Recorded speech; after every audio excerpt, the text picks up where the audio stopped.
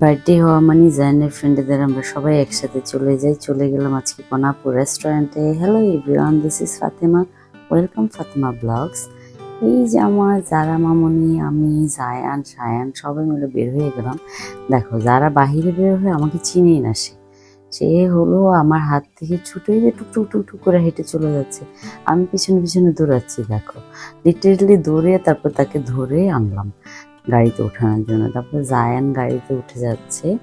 তো জায়ান আমাকে বলছে, কোথায়, তাড়াতাড়ি উঠো মাম্মা, আমার লেট হয়ে যাচ্ছে। আমি বললি তোমার ফ্রেন্ডের বার্থডেতে আমি নিয়ে যাচ্ছি, লেট হয়ে যাচ্ছে কিভাবে? সে সব সময় তার ফ্রেন্ডদের সাথে দেখা করার জন্য সে সকাল থেকে স্টার্ট করবে, মাম্মা লেট হয়ে গেল, মাম্মা লেট হয়ে গেল, আমার ফ্রেন্ডের বার্থডে শেষ হয়ে যাবে, এগুলো বলে। যাই হোক, তার এক্সাইটমেন্ট বেশি থাকে, সেই জন্য আমরা চলে আসলাম। আশা করি দেখো সুন্দর অ্যারেঞ্জমেন্ট ছিল। তো আমি সায়ান যারাকে সাথে নিয়ে এসেছি। প্লে হাউসটা অনেক সুন্দর করে কনাপা, আমাদের গায়িকা কনাপা সাজিয়েছে। তো এখানে বাচ্চারা এসে অনেক বেশি এনজয় করে। তো এখানে সব প্যারেন্টসরা চলে আসছে, বেবিরা চলে আসছে। তো এখানে আমরা সব প্যারেন্টসরা হলো একটা পিকচার নিচ্ছি, সব মমসরা। তারপর আমি এই যে প্রিন্সেসের সাথে, এই প্রিন্সেসের বার্থডে আজকে, প্রিন্সেসের সাথে একটু ছবি নিলাম। আর এখানে সবাই দাঁড়িয়ে পড়লো ছবি নেওয়ার জন্য, ওরা সব ফ্রেন্ডেরা। তা আমি ওদের জন্য একটু ভিডিও করে রেখে দিলাম, এই মেমোরি আর কখনো ফেরত আসবে না। তো এই যে চুরি হয়ে গেলো, happy birthday to you, happy birthday to you. তো সবাই তাকে বার্থডে উইশ করছে। সবাই কেক কাটার পরে জায়ানকে কেক খাওয়াই দিল। খাওয়াই দেওয়ার পরে হলো আমরা দুইজন দাঁড়িয়ে গল্প করছি, বলছি তোমাকে অনেক সুন্দর লাগছে। আসলে আজকে আপু খুব সুন্দর লাগছিল। আমার ড্রেসটার কালারটা আমার সবচেয়ে বেশি ফেভারিট ছিল। এখানে কনা আপু রেস্টুরেন্টে আসার পরে দেখি কনা আপু চলে আসছে। কনা আপুর সাথে আমরা একটু কিছুক্ষণ ছবি নিলাম।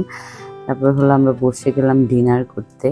আমরা এখানে বসে বসে ডিনার করছি আর আড্ডা দিচ্ছি সব মমসরা। এখানে মোটামুটি সব মমসরাই চলে এসেছে। বেবিরা হলো তোমার প্লে হাউসে চলে গেছে, মানে আরেকটা সেকশন যেখানে ওরা খেলার জায়গা আছে, ওখানে চলে গেছে সব বেবিরা। তা আমরা এখানে সবাই খাচ্ছি আর বেবিদের টপিকে আড্ডা দিচ্ছি।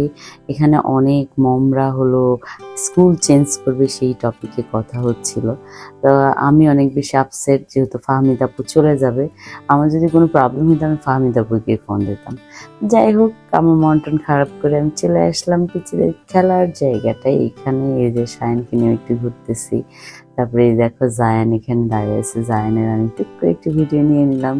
তারপর হলো সায়ান দেখো বসে বসে এখানে কি করছে, পড়াশোনা করছে। তার এই ভিডিওটা আমার এত ভালো লাগছে, মানে সে বসে বসে একদম বুঝতার বাচ্চাদের মতো সে খেলা ট্রাই করছে। আর এখানে হলো জারার সাথে সে বসে বসে, জারা তো বল নিয়ে খেলা করছে। তারপর তিন ভাই বোন একসাথে বসে বললো, তাদের ছবি নিয়ে নিলাম। আর এখানে সায়ান দেখো আইসক্রিম নিয়ে দুষ্টামি করছে। আর ওই যে যারা মামুনি চুপচাপ বসে আছে, আমার মেয়ে অনেক লক্ষ্মী।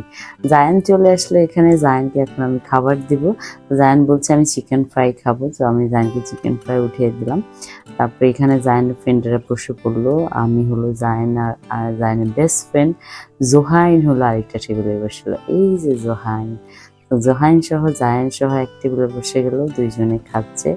জায়ান যেখানেই যায় সেখানেই জোহাইন জোহাইন করে। তো সে জোহাইন ছাড়া কিছু বোঝে না, জোহাইন তার বেস্ট ফ্রেন্ড। আর এখানে সব গিফটের সেকশন। এখানে হলো বেবিদের জন্য গিফট রেখেছে ফাহমিদা আপু। তো জায়ানকে জায়ান গিফটটা দিয়ে দিল। এটা পেতে সব বেবিরা খুব বেশি এক্সাইটেড থাকে। তো এখানে সব মমরা হলো দাঁড়িয়ে আছে, আমি তাদেরকে বাই বলে চলে গেলাম জারাকে সায়ানকে আনার জন্য। এখানে এসে দেখি জারা অনেক বেশি মন খারাপ।